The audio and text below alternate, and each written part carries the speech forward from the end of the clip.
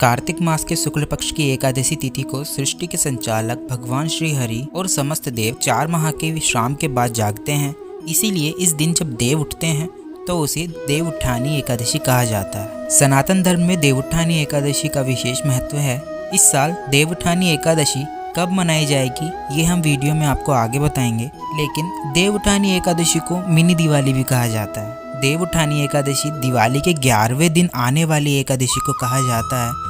इस दिन देश भर में शादियों का सीजन शुरू हो जाता है। धार्मिक मान्यताओं के अनुसार कार्तिक मास के शुक्ल पक्ष एकादशी तिथि को सृष्टि के संचालक भगवान विष्णु और समस्त देव 4 महीने के बाद विश्राम से जागते हैं। इसलिए इस दिन जब देव उठते हैं देव उठानी एकादशी कहते हैं। इस दिन भगवान विष्णु का खास पूजन करने का विधान होता है। देव उठानी एकादशी कब है? तो देव उठानी एकादशी तिथि की शुरुआत 22 नवंबर रात 11:03 पर होगी। देव उठानी एकादशी का समापन 23 नवंबर रात 9:01 पर होगा। देव उठानी एकादशी व्रत 2023 गुरुवार को रखा जाएगा। देव उठानी एकादशी का व्रत पारण समय 24 नवंबर सुबह 6 बजे से सुबह 8:13 तक रहेगा। देव उठानी एकादशी में क्या खाना चाहिए? भगवान विष्णु को समर्पित एकादशी व्रत में केला, आम, अंगूर आदि के साथ सूखे मेवे जैसे बादाम, पिस्ता आदि का सेवन किया जा सकता है। इसके अलावा सभी प्रकार के फल, चीनी, कुट्टू, आलू, साबुदाना, शकरकंद, नारियल, दूध, बादाम, अदरक, काली मिर्च, सेंधा नमक आदि का सेवन किया जा सकता है। चलिए जानते हैं देव उठानी एकादशी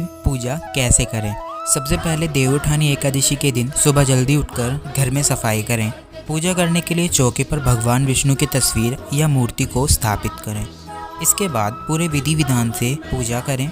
भगवान विष्णु को चंदन और हल्दी कुमकुम से तिलक लगाएं, घी का दीपक जलाएं और प्रसाद भी चढ़ाएं। प्रसाद में तुलसी की पत्ती जरूर डालें। पूजा में व्रत कथा पढ़ें और भोग लगाएं। जब आप अगले दिन व्रत का पारण करेंगे तो सात्विक भोजन के साथ ही करें। देव उठानी एकादशी तुलसी पूजन विधि। तुलसी के पौधे के चारों तरफ स्तंभ बनाएं, फिर उस पर तोरण सजाएं।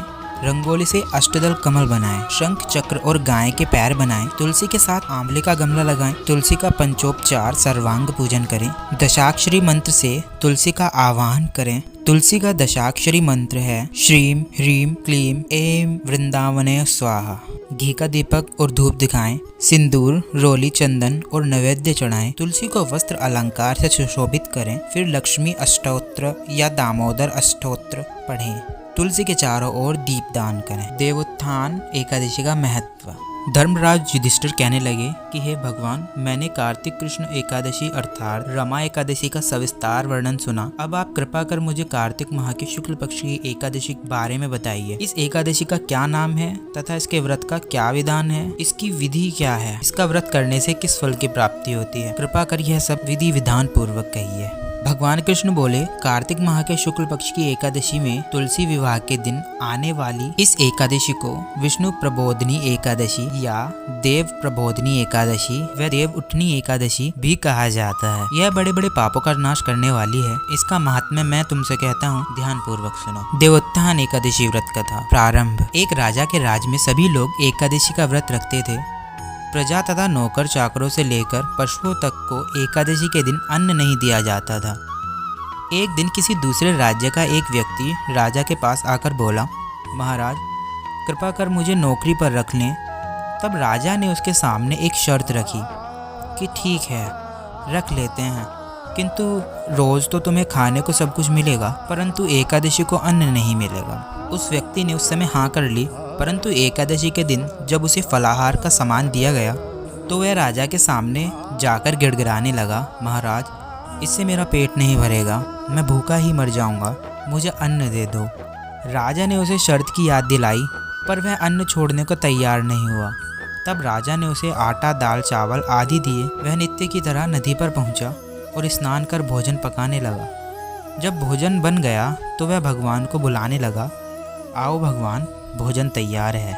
उसके बुलाने पर पीताम्बर धारण किए भगवान चतुर्भुज रूप में आ पहुँचे तथा प्रेम से उसके साथ भोजन करने लगे। भोजन आदि करके भगवान अंतर्ध्यान हो गए तथा वह अपने काम पर चला गया।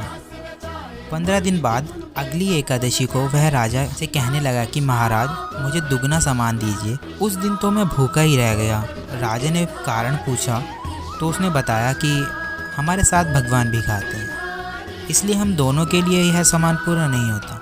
यह सुनकर राजा को बड़ा आश्चर्य हुआ। वह बोला, मैं नहीं मान सकता कि भगवान तुम्हारे साथ खाना खाते हैं। मैं तो इतना व्रत रखता हूँ, पूजा करता हूँ, पर भगवान ने मुझे कभी दर्शन नहीं दिया। राजा की बात सुनकर वह बोला, महाराज यदि विश्वास ना हो तो साथ चलकर देख लें। राजा एक पेड़ के पीछे छिपकर बैठ गए। उस व्यक्ति ने भोजन बनाया तथा भगवान को शाम तक पुकारता रहा, परंतु भगवान न आए। अंत में उसने कहा, हे भगवान, यदि आप नहीं आए तो मैं नदी में कूदकर प्राण त्याग दूंगा।